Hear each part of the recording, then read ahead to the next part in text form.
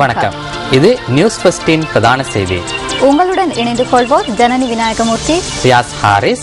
இன்றைய விரிவான செய்திகளுக்கு செல்ல முன்னர் முதலில் தலைப்புச் செய்திகள். திடீர் விபத்தொன்றில் கொழும்பு ஆனந்தா கல்லூரியின் மாணவன் உயிரிழப்பு. நீதிமன்ற உத்தரவுக்கு அமைய மிருக காட்சி சாலையிடம் ஒப்படைக்கப்பட்ட கொஸ்குட வெள்ளையாமை இறப்பு. மன்னார் புதைக்குழி தொடர்பான விசாரணைகள் குற்ற புலனாய்வு திணைக்களத்திடம். சர்வதேச கிரிக்கெட் பேரவையின் புதிய நிர்வாக கட்டமைப்புக்கு விளையாட்டுத்துறை அமைச்சர் எதிர்ப்பு. தொடர்வது விரிவான செய்திகள். கொழும்பு ஆனந்தா கல்லூரியின் மாணவன் ஒருவன் இன்று காலை நேர்ந்த விபத்தொன்றில் உயிரிழந்துள்ளான். குறித்த பாடசாலையின் 3ஆம் தரத்தில் கல்வி பயிலும் மாணவன் ஒருவனே இவ்வாறு உயிரிழந்துள்ளான். மேலும் சில மாணவர்களுடன் விளையாடிக் கொண்டிருந்த நிலையிலேயே இந்த விபத்து நேர்ந்துள்ளது. பாடசாலையில் தரையை சமப்படுத்துவதற்காக நிறுத்தி வைக்கப்பட்டிருந்த கல்ட்ரோலர் ஒன்றிற்கும் சுவருக்கும் இடையில் சிக்குண்டே அவர் உயிரிழந்துள்ளார். இந்த விளையாட்டு மைதானத்தில் தற்போது விளையாட்டுப் போட்டிகளுக்கான பயிற்சிகள் இடம்பெறுகின்றன.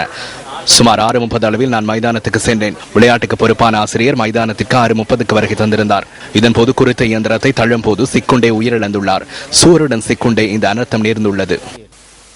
இந்த அனர்த்தத்தை அடுத்து குறித்த சிறுவன் உடனடியாக வைத்தியசாலையில் அனுமதிக்கப்படுகின்ற வேளையில் உயிரிழந்ததாக வைத்தியர்கள் தெரிவிக்கின்றனர்.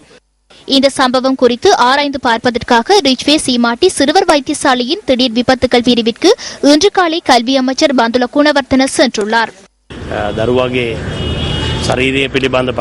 பிரேத பரிசோதனைகள் வைத்தியர்களால் முன்னெடுக்கப்பட்டு வருகின்றன. தேசிய பாடசாலைகளின் பணிப்பாளர் உள்ளிட்ட கல்வி அமைச்சின் அதிகாரிகளால் இந்த சம்பவம் தொடர்பான விசாரணைகள் முன்னெடுக்கப்படுகின்றன.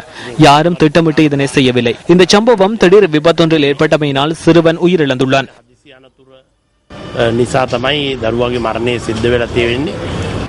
கடுவல பகுதியைச் சேர்ந்த 8 வயதான சென்ட் விஜயசிங்க என்ற சிறுவனே அனர்த்தத்தில் உயிரிழந்துள்ளான். இந்த கல்ட்ரோலர் பாதுகாப்பற்ற விதத்தில் பாடசாலையில் வைக்கப்பட்டிருந்தால் அதற்கு எதிராக சட்ட நடவடிக்கை எடுக்கப்படும் என போலீஸ் ஊடக பேச்சாளர் தெரிவித்தார்.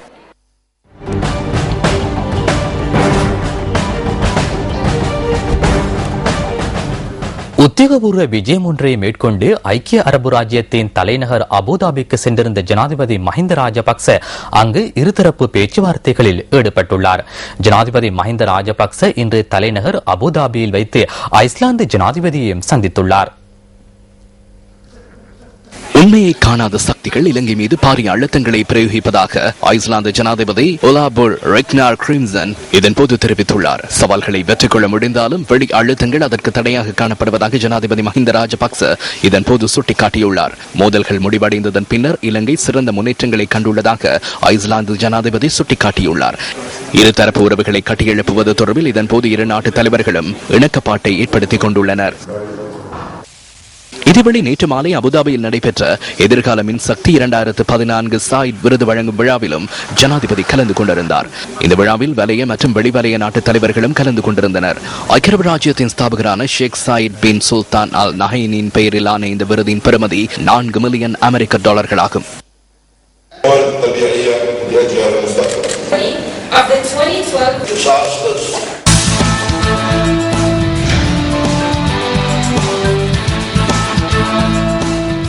வடமாகாணத்தின் மன்னார் மாவட்டம் தொடர்பில் கடந்த 4 வருடங்களுக்கு முன்னர் பெரிதாக பேசப்படவில்லை. எனினும் தற்போது மன்னார் மாவட்டத்தின் மீது உள்நாடு மற்றும் சர்வதேசத்தின் கவனம் திரும்பியுள்ளது. இதற்கு காரணம் என்ன? இதற்கு விடை காண்பதற்காக நியூஸ் ஃபர்ஸ்ட் குழுவினர் நேரடியாக அங்கு சென்றிருந்தனர். மைக்கேல் அருள் ஜேசு கொண்டு வரும் நேரடி களத்தொகுப்பு அடுத்து. 2013ஆம் ஆண்டுக்கு விடை கொடுக்க தயாராகி டிசம்பர் மாதத்திற்குள் நாம் காலடி எடுத்து வைத்தோம். டிசம்பர் 20ஆம் தேதி மாலை வேளையில் மனதை பதைக்க வைக்கும் செய்தி ஒன்று பதிவானது. மன்னார் A32 வீதியில் உள்ள கோயில் ஒன்றுக்கு அருகில் இருந்து 4 மண்டையோடுகள் கண்டுபிடிக்கப்பட்டமையே அந்த செய்தி. இந்த மனித புதைக்குழி தோண்டப்பட்டு 1 மாதம் கடந்துள்ள நிலைமையில் இதுவரையில் இந்த மனித எச்சங்கள் யாருடையவை என்பது மர்மமாகவே உள்ளது. மன்னார் மனித புதைக்குழி தொடர்பாக மக்கள் மத்தியில் எதிர்பார்ப்பு அதிகரித்து வரும் இந்த வேளையில் மனித புதைக்குழியை தோண்டும் நடவடிக்கைகள் தொடர்ந்தும் இடம்பெற்று வருகின்றன. இவ்வாறான எதிர்பார்ப்புகளுக்கு மத்தியில் திருக்கேதீஸ்வரம் பகுதிக்கு நாம் சென்றோம். இவ்வாறு மனித எச்சங்கள் இங்கு காணப்படுவதற்கான பின்புலம் என்ன? மன்னார் திருக்கேதீஸ்வரம் ஆலயம் வரலாற்று சிறப்பு வாய்ந்த பழமையான ஒரு இந்து ஆலயம். யுத்த காலத்தின் போது அண்டி வந்த அடியார்களையும் தஞ்சம் தேடிய மக்களையும் அரவணைத்த பொது இடங்களில் இதுவும் ஒன்று. இவ்வாறான நிலைமையில் ஆலய பரிபாலன சபையினர்களில் ஒருவரிடம் இந்த மனித புதைக்குழி தொடர்பில் வினவினோம். 1985 ஆண்டு நினைக்கின்றேன். அந்த அளவிலே விடுதலை புலிகளுக்கும் இராணுவத்தினருக்கும் இடையிடையே போர் நிகழ்வுகள் நடந்து கொண்டிருந்தது. அந்த போர்க்காலத்திலே எல்லாம் நாங்கள் இங்கேயே இருந்தோம். இராணுவத்தினர் தள்ளாடியிலிருந்து வருகின்ற பொழுது விடுதலை புலிகள் இங்கே வருவதும் போதுமாக இருந்தார்கள். 1990 வரைக்கும் இங்கேயே பல சுற்றி வளைப்புகள் இந்திய இராணுவத்தாலும் இலங்கை இராணுவத்தாலும் நிகழ்ந்தது. இங்கிருந்து இடம்பெயர்ந்த மக்கள் எல்லாம் ஒரு சிலர் இங்கே வந்திருக்கின்றார்கள், வேறு சிலர் இந்தியாவிலே இருக்கின்றார்கள். இன்னும் சிலர் இங்கு வந்தவர்கள் குடியிருக்க இடமின்மையால் வெவ்வேறு இடங்களிலே வசித்து வருகின்றார்கள் என்பதை பலர் வாயிலாக நான் அறிந்திருக்கின்றேன். 2009 வரை உயர் பாதுகாப்பு வலயமாகவே இந்த இடம் இருந்து வருகின்றது. இந்த விடயம் தொடர்பில் பல்வேறு கருத்துக்கள் முன்வைக்கப்படும் நிலைமையில் நாம் பொதுமக்களிடம் இது தொடர்பில் கேட்டோம். தொடர்ந்து இந்த படுகொலையில் எடுக்கப்பட்டு வரதால மக்கள் இங்கே உள்ள மக்கள் தன்னுடைய காணாத போன உறவுகள் தான் இங்கே புதைக்கப்பட்டிருக்கலாமோ கொல்லப்பட்டு புதைக்கப்பட்டு சந்தேகப்படுகிறார்கள். அதனால் அவர்கள் மிகவும் ஆர்வமாக இருக்கிறார்கள். இந்த விஷயத்தை அப்படியே அணைய விடாமல் பாதுகாத்து முழுமையான விசாரணை ஒன்று வைத்து குற்றவாளிகள் கண்டுபிடிக்கப்பட வேண்டும் என்பதிலும் முடியுமானால் அவருடைய யார் என்பதை அடையாளம் காணப்பட வேண்டும் என்பதையும் இவர் கொல்லப்பட்ட நாட்கள் ஆனா பெண்ணா என்ற விவரங்கள் அறியப்பட வேண்டும் என்று சொல்லியும் மிகவும் ஆர்வமாக மன்னார் மக்கள் விசேஷமாக தங்களுடைய உறவுகளை காணாமல் போனவர்கள் இந்த நோக்கத்தில் இருக்கிறார்கள். எவ்வாறாயினும் மன்னார் நீதிமன்ற நீதவானின் நேரடி கண்காணிப்பின் கீழ் தற்போதும் அகழ்வு பணிகள் முன்னெடுக்கப்பட்டு வருகின்றன. மன்னார் போலீஸ் பிரிவைச் சேர்ந்த குற்றம் நடந்த இடத்தை பரிசோதிக்கும் பிரிவினரும் இந்த அகழ்வு நடவடிக்கைகளுக்கு ஒத்துழைப்பு வழங்கி வருகிறார்கள்.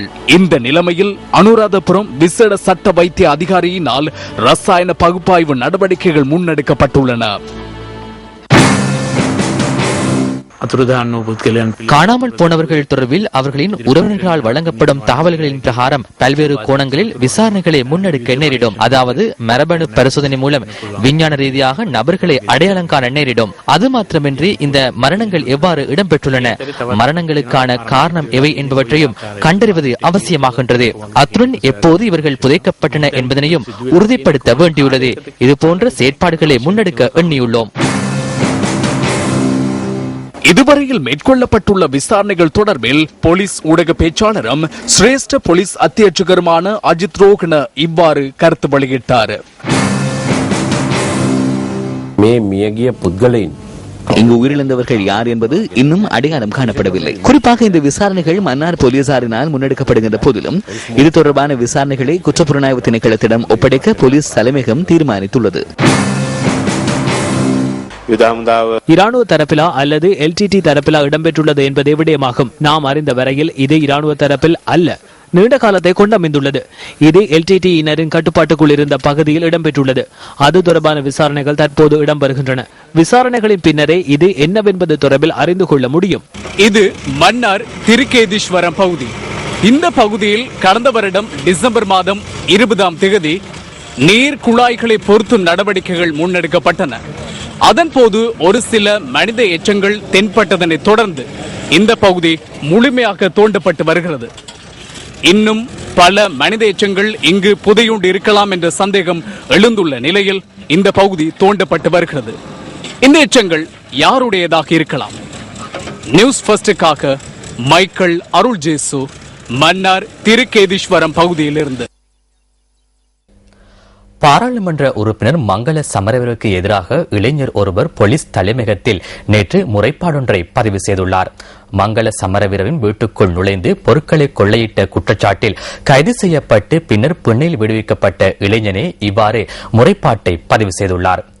இந்த முறைப்பாடு தொடர்பில் விசாரணைகளை முன்னெடுத்து அறிக்கை ஒன்றை சமர்ப்பிக்குமாறு மேல்மாகாண சிரேஷ்ட பிரதி போலீஸ் மா அதிபருக்கு உத்தரவிட்டுள்ளதாக போலீஸ் ஊடக பேச்சாளர் சிரேஷ்ட போலீஸ் அத்தியட்சர் அஜித் ரோஹன இன்று பிற்பகல் தெரிவித்தார். தன்னால் கொள்ளையிடப்பட்டதாக கூறப்படுகின்ற பொருட்கள் மங்கள சமரவீரனால் வழங்கப்பட்டவை எனவும் வீட்டிலுள்ள ஊழியர் ஒருவரை வைத்து முறையிட்டுள்ளதுடன் தனக்கும் தனது வாழ்க்கைக்கும் பாதிப்பு ஏற்படும் வகையில் செயற்பட்ட மங்கள சமரவீரருக்கு எதிராக நடவடிக்கை எடுக்கப்பட வேண்டும் எனவும் முறைப்பாட்டில் தெரிவிக்கப்பட்டுள்ளதாக குறித்த அறிக்கையில் மேலும் குறிப்பிடப்பட்டுள்ளது. போலியான குற்றச்சாட்டுகளை முன்வைத்து தன்னை கைது செய்ய நடவடிக்கை எடுத்துள்ளதாக ரத்மலான பகுதியைச் சேர்ந்த குறித்த இளைஞன் சட்டத்தரணியுடன் நேற்றைய தினம் போலீஸ் தலைமையகத்திற்கு சென்று முறைப்பாட்டை பதிவு செய்துள்ளார். இந்த சம்பவம் குறித்து உரிய விசாரணைகளை நடாத்தி நியாயத்தை பெற்றுத் தருமாறு போலீஸ் தலைமையகத்திடம் அவர் கோரிக்கை முன்வைத்துள்ளார்.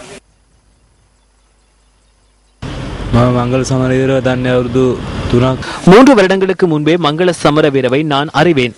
தன்னுடன் ஓரின சேர்க்கையில் ஈடுபடுவதற்கு அவர் என்னை அழைத்தார். எனக்கு படகை வாங்கி தருவதாக கூறினார். இறுதியில் போலியான குற்றச்சாட்டுகளை முன்வைத்து என்னை அவர் போலீஸ் சிறையில் அடைத்தார். 16 நாட்கள் சிறைவாசம் அனுபவித்தேன். தற்போது அவர் என்னை பார்ப்பது கூட கிடையாது. அவருக்கு எதிராக நான் போலீஸ் தலைமையகத்தில் முறைப்பாடு ஒன்றை பதிவு செய்துள்ளேன். அவருக்கு எதிராகவே நான் கதைக்க வேண்டியுள்ளது.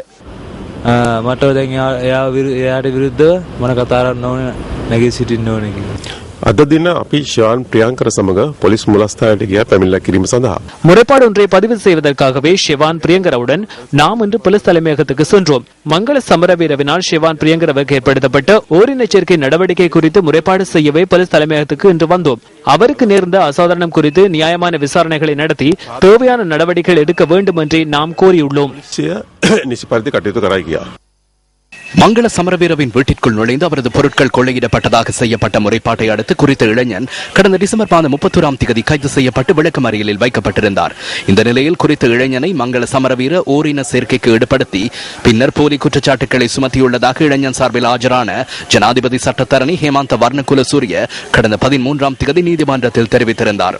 களவாடப்பட்டதாக கூறப்படுகின்ற பொருட்கள் மங்கள சமரவீரவினால் குறித்த இளைஞனுக்கு பரிசாக வழங்கப்பட்டுள்ளதாகவும் அவர் சுட்டிக்காட்டியுள்ளார். இதன்போது குறித்த இளைஞனின் மனைவியின் சத்திய கடதாசியை ஜனாதிபதி சட்டத்தரணி நீதிமன்றத்துக்கு முன்னிலைப்படுத்தியுள்ளார். இதன்படி இளைஞன் பிணையில் விடுவிக்கப்பட்டதுடன் எதிர்வரும் வாரத்தில் வழக்கு விசாரணை நடைபெற உள்ளது.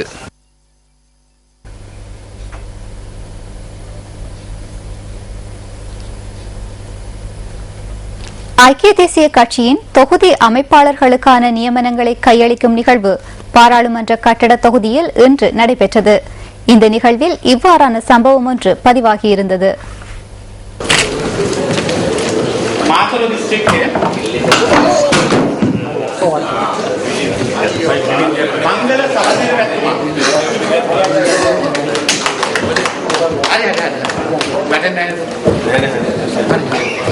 මංගල සමරවීර මැතිතුමා කැතුණා මංගල රෙකෝඩ් තිබ්බේ නිවුස් වල ආගල රත්නායක මතකලා නැහැ ඊට පස්සේ තමයි